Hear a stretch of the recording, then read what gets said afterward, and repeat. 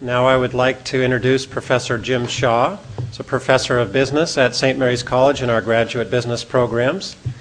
And he has most recently published Strategic Management in Telecommunications. Professor Shaw.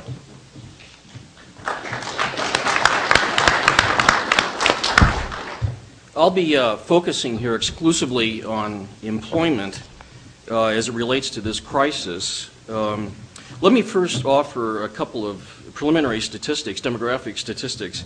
The population of the United States is 307 million. It grows at the rate of 1.2% a year, so every decade we add in excess of 30 million people. We should have about 340 million people in 2020, and you can work on compounded interest rates thereafter, 385 million or so people 10 years thereafter. When you look at the employment of the United States, it's important to keep in mind that we have to produce jobs for roughly, the labor force is roughly 155 million at present. So the ratio of people employed relative to the size of the economy is roughly 1 out of 2.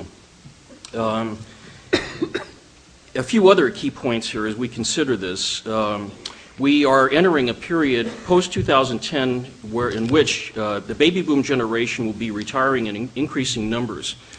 Most estimates indicate that about 1 out of 2 of that generation will retire at roughly ages of 62 or 63. That's an important statistic to keep in mind as I comment here a bit later on the impact of the President's budget proposal as it relates to the crisis. A few other points to keep in mind as we discuss employment as it relates to the crisis. There's virtually no possibility that the unemployment rate will abate unless there's stability in the housing sector. A number of empirical studies reveal this. So until home prices stop receding, unemployment is likely to rise. The reason is there's a disincentive to invest in homes and commercial properties that are declining in value. The other key issue here, Professor Williams mentioned this earlier, a point so obvious I guess it doesn't have to be made. We need to reliquify and stabilize the credit markets. In the absence of that, unemployment will inevitably rise.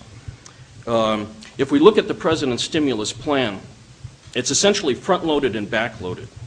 On the front end of the stimulus plan, a substantial sum of money will be directed to states to stabilize their economy. From my point of view, that's necessary and appropriate. The other issue, the other item clearly connected to the President's proposal on the front end is fiscal stimulus aimed at essentially tax relief. The ratio is roughly this. 40% of the President's proposal is aimed at tax relief, largely for people who have family incomes under $150,000. And the remaining fraction of the investment is essentially aimed at some immediate stimulus at infrastructure projects that will go into place. But following on a lag, most of that infrastructure money will be invested 2 years down the line. To begin with, it'll take a year just to generate contracts associated with those investments.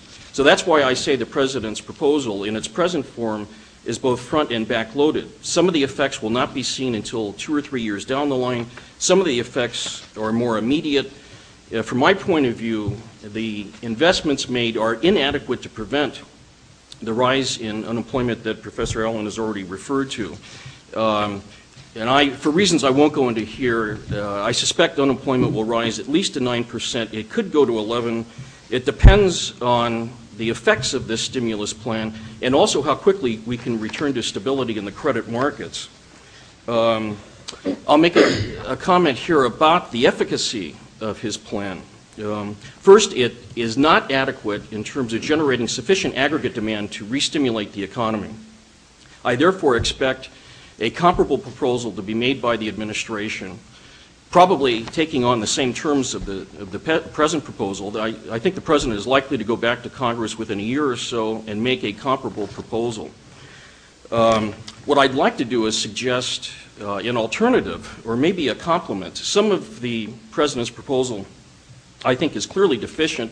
Some of it is necessary and appropriate.